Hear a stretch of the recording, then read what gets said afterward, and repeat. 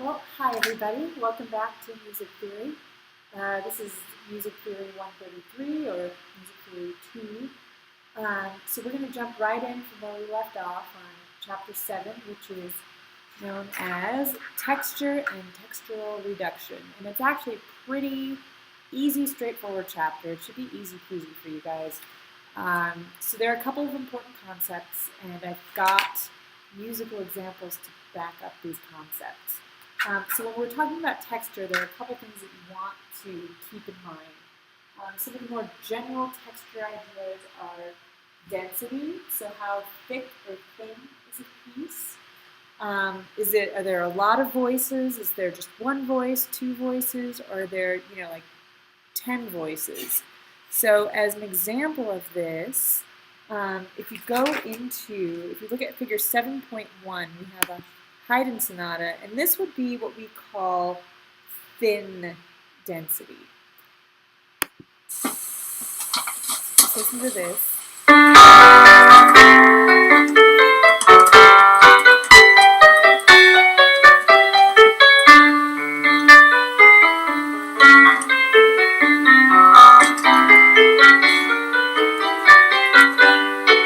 So, as you can hear, there aren't very many voices going on. It's pretty straightforward. There's maybe 3 at the most going on at any given time. So that's what you call thin density. Now for our next one, I couldn't find the exact example, but this one's close enough. So if you look at 7.2, this is what you would call very thick density. This is another piece by Billy Taylor, but you hear it a lot in jazz. I never thought my life would end like this. All right. So you hear it a lot in jazz. So this is, and you can see there are 10 voices going. So let's play something together. Every single point. So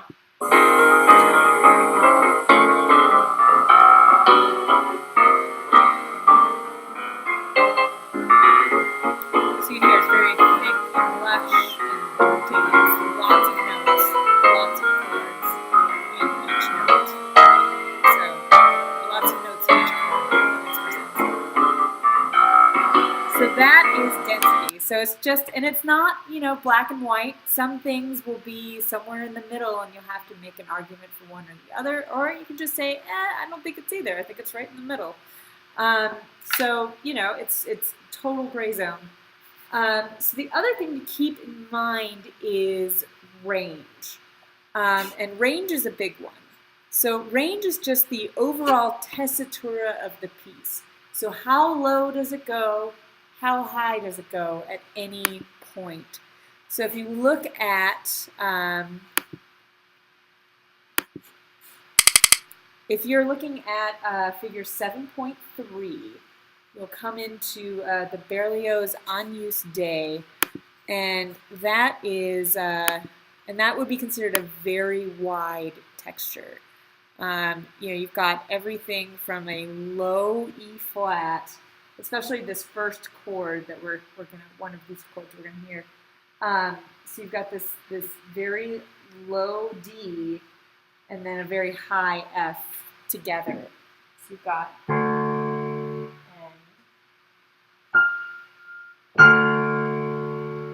and then a bunch of stuff in the middle. But this is what you're gonna hear. So just take a listen.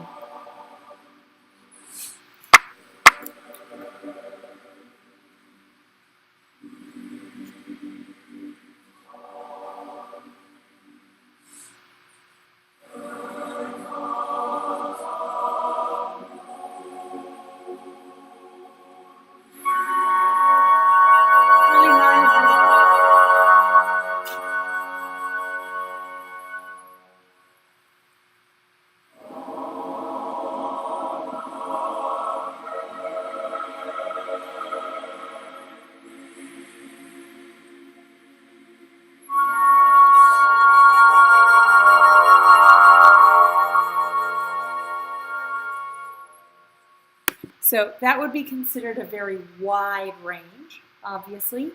And then in our next piece, in the Elliott Carter Wind Etudes, we're going to listen to texture that is very, a range that's very narrow. So as you can see, the bassoon is playing a D, and the flute is playing a C, so that's its full tessitura. So you've got D to C. It's just a major or a minor seventh. That's the full range. So if we skip ahead, you guys can hear this.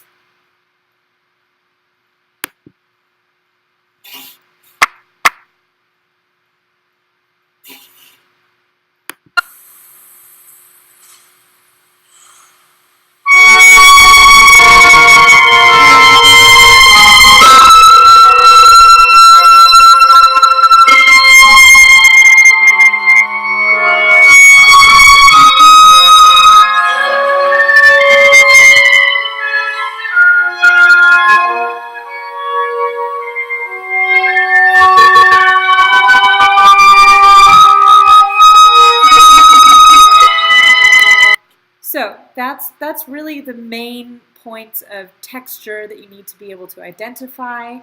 The other thing about texture that you have to be able to identify, there are two more things. There is the type of texture, and then we have to be able to identify sort of the parts of texture, so we can now analyze the texture. So if we move on, there are 4 parts that you have to know about texture. So again, just to recap, when you're describing texture in general, you want to think about density, and it's either going to be thick or thin, and range. It will either be wide or narrow, all right? That's really all there is to it. Now, if we move on, we get to the different types of texture. So we have 4 types. That's all you have to remember. The first is, and you've probably actually learned most of these before. They're pretty straightforward. The first is monophonic texture. It literally means that you will only have one voice going on at any time. So if you look at measure or figure 7.5 on page 147 of your book, you'll see here 2 examples. We've got this dies irae right here, literally just one line going. Ba da da da dee da da da da da da da da da da. This is how our earliest music was. It was all monophonic. And then if we look down here, again we see multiple notes going on, right? But they're all the same. So we've got C, C, C, C, C sharp, C sharp, C sharp, C sharp, D, D, D, D, D. So even though there's 4 voices, they're all playing the same thing. So it's all C, it's all D. So that's what monophonic is. It's the easiest one to identify. I just pulled my cord out. And I've got an example of it for you. If you just give me 1 second.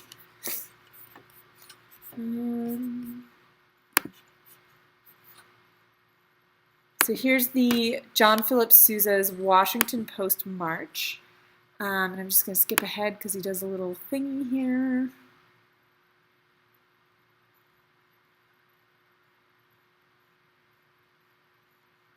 All right. So here, you'll hear it's completely, they're all playing the same note.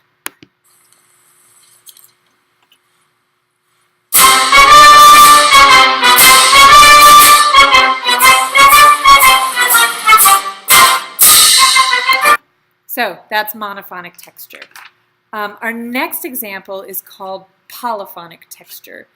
And polyphonic texture is when you've got more than one melody going at the same time. This is really common in the Baroque era. Pachelbel's canon is a good example of it. Any of the Bach inventions, any of the Bach fugues, they're all considered polyphonic. So you can see here in this Bach invention that we're going to listen to, you've got one melody going up here in the right hand, and you've got a totally different melody going on in the left hand.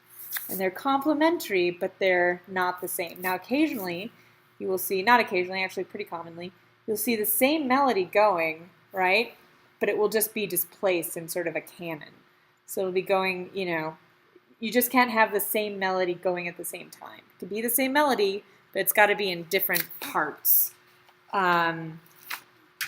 So we'll listen to a little bit of that. So this is figure 7.8. It's the Bach invention number 5. Let's see.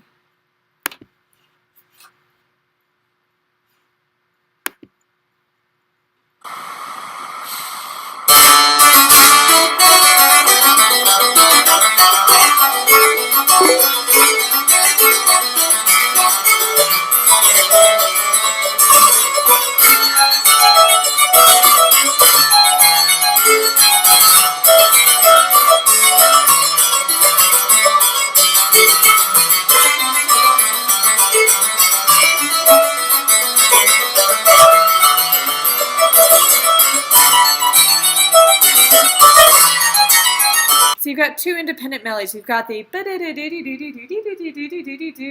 and then you've got the other melody going and they're both kind of layered on top of each other. That's all polyphonic music is, or polyphonic texture. Our next texture to know about is called homophonic texture. And homophonic texture is just, you've got melody on top and then you've got supporting chords on the bottom. So a good example of this, there's a couple examples in your book, but the best one are these two. So you've got the Mendelssohn Song Without Words right up here. So this top line, all melody, and even though this is sort of parsed out, you can tell it's all sort of just arpeggiated chords. So we would call this, the backup part, or the accompaniment to this part, which is the melody. Generally, the way you just figure out whether it's melody is, is the rhythm changing? If it's all the same rhythm over and over again, right? So, for example, like this, then this is most likely the chord part or the accompaniment part. If you see changes in rhythm, then that is most likely the melody. Another really good example of this, you see it a lot in vocal music, obviously, and we're going to listen to this example, but 7.13, this Schumann from Dichter Liebe. So you've got the voice part here, this is singing the melody, and then in the piano, right here, all pure accompaniment. So they're just playing chords underneath. And it's usually sort of a very similar, rhythmic texture. I'm throwing around the word texture. Let's see. So here's an example of 7.13. This is Dichter Liebe, and this is homophonic texture.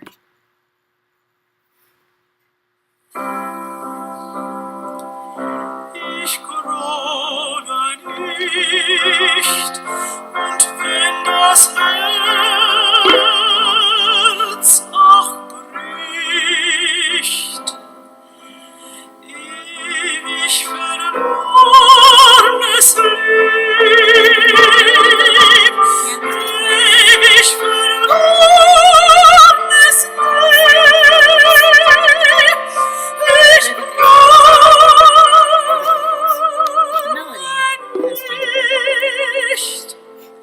ich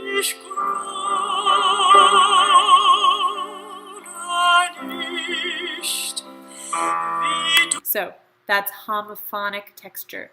Now our final texture is homorhythmic texture. And homorhythmic texture means that you're going to have kind of like in the John Philip Sousa, where all of the instruments are sort of playing the same melody, but in this case they can play any note. So you're also going to add, some actual harmony to it, right? So an example of this is finally in 7.15, we've got Freely Freely by Carol Owens. So you can see it's all moving at the same time. It's all in the same rhythm, right? But the notes are different. We've got an E flat major chord here.